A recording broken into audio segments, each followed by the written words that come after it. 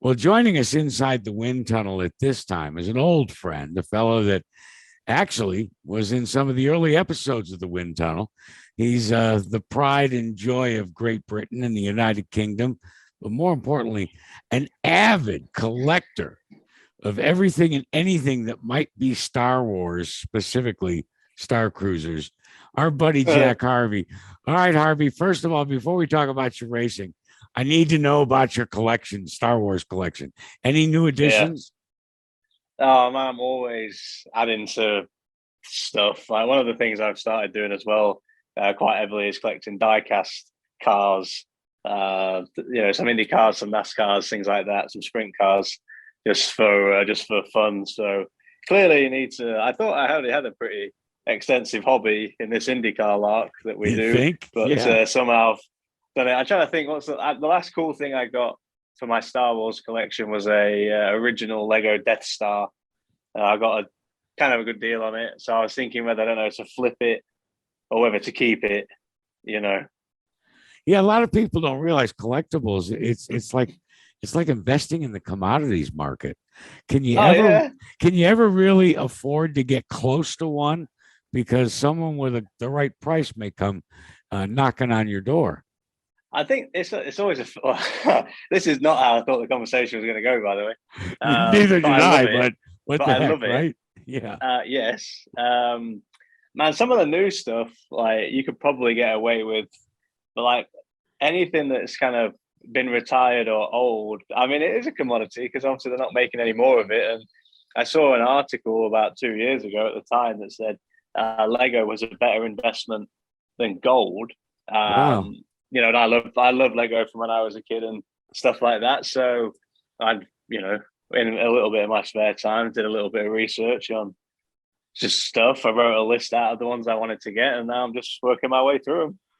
Well, there you have it. But I I'm had the to go and buy, shelves to put up in my storage unit because it's the stuff has gone everywhere. who needs cryptocurrency when you have Lego collectibles and Jack Harvey? All right, Harvey. Man, I got a little bit of Dogecoin. I caught like a few of them just at a variety of different times, and man, this cryptocurrency. I like something I can feel. Like put it in my hands, let me touch it. Let me just know where it is. Cryptocurrency is just a bit of a mystery to me, really. All right. Before this interview goes totally sideways, and the next thing we get into is skeet shooting and adages like that. Let's focus on your career in IndyCar right now. I think it would be safe to say that maybe the performance of Rahal, Letterman, Lannigan racing uh, came not only for you but for everybody else on the team unexpectedly underachieving so far. Is that a safe way to put it? I would say that's a very safe, pretty kind way of putting it. To be honest, mate, yeah, it's been a really frustrating year. And honestly, just a lot of like shock and confusion, really, Yeah. because the performances that the team have had have always been pretty strong. In all fairness, because you would never have wanted to make that change if you didn't believe that you were not necessarily making an upgrade, but you were confident that for me anyway, for what I felt like I needed, it was going to be an improvement. And you look at the general performance of the team, and it's been a really rough go of it, and even talking to Graham and whatnot. I mean, I think it's been what he says. He feels like his worst season in a long, long time as well. So it's been tough. So how, Jack, how, especially having a go-to guy like Graham, and let's not forget, it's a three-car team. You three as drivers, you're the pilots, pure and simple. But you need the star cruiser to be able to get it done, and that Sure. seems to be for the most part where things are lacking. So when you three come together, quite honestly, just as drivers, do you have a sense of direction of maybe things that you might have to do differently, or any way that you think that maybe you could jumpstart this thing to progress in a forward motion rather than side winder motion that it seems to be in? Because man, you guys have experienced some really crazy stuff. Yeah, we have. Yeah, I mean, between me, Graham, and Christian, obviously we spend a lot of time on the race weekends talking about what our issues are, where we think the problems lie, and what we're not able to do with the car. I would say right now, when I look at my performance, I think what's hurting me the most is probably expectation of what the car should be able to do, but Right. isn't doing. And then I'm pushing the car past its current limits. And it's producing a slower lap time. I think in some ways, for Christian, having never driven a car before, he doesn't know good or bad. Obviously he's a very talented driver and he understands when he's got a good car underneath him and stuff like that. But I think Graham's knows this car. He understands what it can and can't do as much. And I guess in a lot of ways, struggling to adapt to the car, because in my mind, knowing how good we've been in qualifying and things like that, know what the car should be capable of doing, and we're not there. And I'm finding it hard to underdrive, but to go quicker, because I just have this expectation of what the car should do. And I think between the three of us, we have a very similar feel. I think we want the same things from the car. I think what's hurting us the most actually right now, or one of the things that's hurting us the most, we don't unload with a good baseline car. So then you at a crossroad immediately. Do you just try and make what you have better, but it's, didn't start very well. So how do you move it better? Or do you just jump ship and try another setup, in which case, if it doesn't work, then you've lost a session, and right now there's only 2 practice sessions. So you don't know you're in trouble till you've done one of them, and the second one, obviously you need to learn as much as you can ready for qualifying. And I think what hasn't been helping us is actually jumping around and trying a lot of different setups throughout the weekend, because then you don't have any flow. There's no way to kind of progress in a normal, nice, methodical way. You just really have to try something big just to get a reaction from the car. And I think that's been confusing for me, is that we make some of these really big changes and it actually doesn't really do that much different. And I know that I think most people have seen that we can usually qualify very well. I think managing the tires in the race has been something that I was trying to work on in the off season, but also last year, we did have a decent amount of strategy mishaps. So in that moment, I'm like, okay, guys, like I know what I want from the qualifying car, I know what I want from the race car. Let's just try and figure out how we get it. And certainly the team performance has been a shock and a surprise to everybody involved. And no one obviously is happy about it. It's just this stage of the year and whatnot, like everything's under a microscope. Everything's got the magnifying glass on it, and you're looking at the car driving, just the general team performance, from top to bottom. It's in all fairness, I mean, it's not a huge amount of fun, having to have that microscope out all the time. But I think obviously we will fix these problems, but we've got to fix them in a smart way, to have steady success for the long term. So it's been a trying year, mate, to be honest with you. Well, and look, bottom line is you've been at this long enough, it's like cyclical. Eventually, even though you're in the longest damn tunnel in the world, you will see the light at the end of the tunnel, and it'll swing the pendulum the other way. But yet for you, the choices that you alone made to join, how much, shall I say, patience has that extracted out of you as basically, with all due respect to Christian, the newest member of the team? I'm going to give you that because of the way Lungaard came on board. How much patience does that require from you? And I just wonder, moments of self-doubt, that did I make the right decision? Or can you see the light at the end of the tunnel?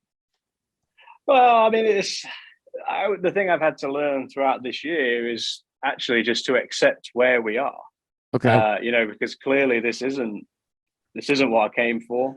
This isn't what the selling points were, to try and come and, progress my career and stuff. However, when we made that decision, it was with a bigger view in mind. It was never just a, 1-year deal or anything like that. And just a conversation that I'd had with, Piers Phillips, president of Rahal, Letterman, Lannigan Racing, but also, Mike Lannigan himself, Bobby Rahal himself. They were people that I believed in because I believe in their hunger, their dedication and commitment to being good at the highest level in IndyCar racing because of what they personally want to achieve. So it has been a tough start to the year, no doubt about it. And obviously, decent level of acceptance had to be required on my part because I thought I was coming into something a little different than what we actually have. That being said, there is light at the end of the tunnel. We have to fix it. I mean, as a very successful race team, they're not a new team. It's very established. All these reasons why in the end I came. Not that the new factory makes you a better race team, but it does show the commitment that they have to racing, at the top level. So there definitely is light at the end of the tunnel. I haven't even, as you said, when you're going through the darkest moment, the thought has never spent long in my mind that did we get this wrong? Yeah. Because ultimately I would never let myself think that we're here. We made that decision. And, the stubborn part of me is going to make sure it was the right decision so that, my career can carry on. And, all that takes right now, unfortunately, and this is the conversation we've all been having as a team, it takes a lot of effort. It takes enthusiasm. It takes positivity. It takes reality, accepting where we are. But it takes those things I mentioned before with very intentional work to get out of it. And, at this moment, you not cling to, that's maybe a strong way. But when we're talking, the thing you have to look at is the light at the end of the tunnel.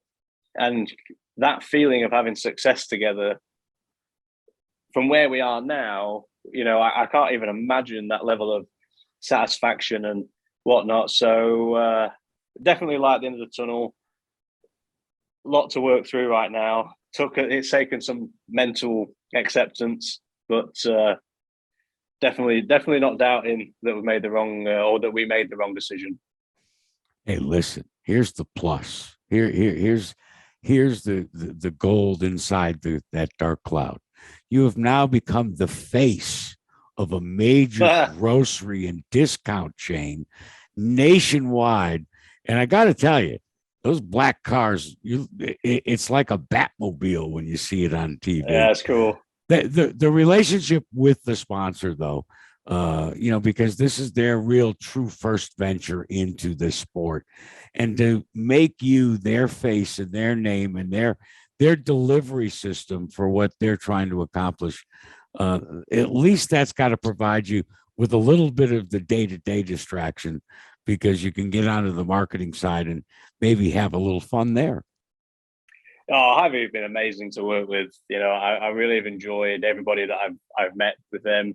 I would say, as a sponsor goes, you literally couldn't hope for anything better. Everything they say they're going to do, they do, and they do it even in a bigger way. And obviously, I'm excited when Harvey comes to Indianapolis, but I've been spending a lot more time in Iowa and Des Moines and whatnot, and just seeing all of their stores. And you walk in and it's just like the 45 Harvey Honda car display everywhere.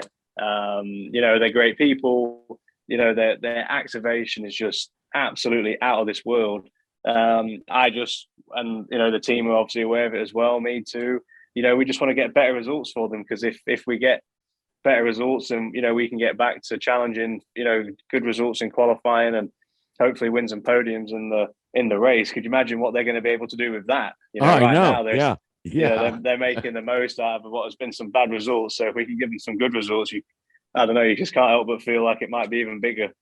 Well, and then you could take your apron off and stop bagging groceries and taking them out and loading them in customers' cars, because you won't need that side hustle anymore. I know. Yeah, this is it. We need to get better results so I can ditch my side hustle, get back to just collecting Lego. There you go. Hey, it's always a pleasure. There's no question in my mind that the pendulum will swing the other way. And for you being part of that team, never second guess it, because it was the right decision for Jack Harvey. And we're out, a lot of us are out here pulling for you, my friend. Thank you. Thanks, bud. Take care. Thanks, mate. All right.